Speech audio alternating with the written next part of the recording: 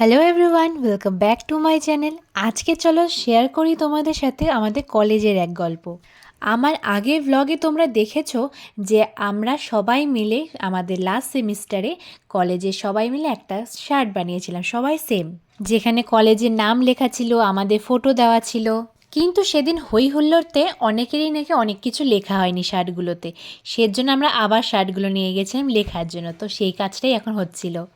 আর দেখেছো আমাদের সেই প্রিয় লাল বাড়িটা কত সুন্দর লাগছে দেখতে। আগে স্যাররা ক্লাস করারে বিরক্ত লাগতো, কে কে যাবো সেটা ফোন করে শুনে তারপরে যেতাম।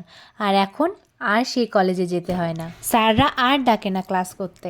কলেজের কাজ করে আমরা চলে গেছিলাম লালদিঘি। কোচবিহারের লালদিঘির মোমো খুব ফেমাস, খুব টেস্টি, আর খুব কম দামে পাওয়া যায়, অনেকগুলো থাকে। তাই আমাদের হুটহাট করেই প্ল্যান হয়ে যায়। সেরকম হুট করেই প্ল্যান হলো, চল ভাই লালদিঘি যাই, মোমো খেয়ে আসি।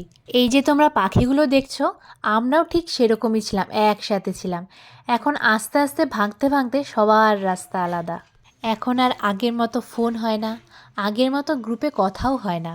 সবাই নিজে কেরিয়ার তৈরি করতে ব্যস্ত। তানিয়া বুলটিকে সাফারিতে তুলে দিয়ে আমরাও যাচ্ছি আমাদের বাড়ি। সেদিন বাস কম থাকায় আমরাও সাফারি করেই বাড়ি গিয়েছিলাম। উশুসি তো খুব খুশি, কারণ ওকে সাফারি বাড়ির সামনে নামাবে। আকাশটা কি সুন্দর লাগছে তাই না? তো এশা নেমে গেল টাটা বাই বাই বলে। এক এক করে উশুসি নেমে গেল, আমি নেমে গেলাম, এরপরে শিবক একা একা চলে যাবে। তো দেখা হচ্ছে তোমাদের সাথে নেক্সট মিনি ব্লগে। টাটা।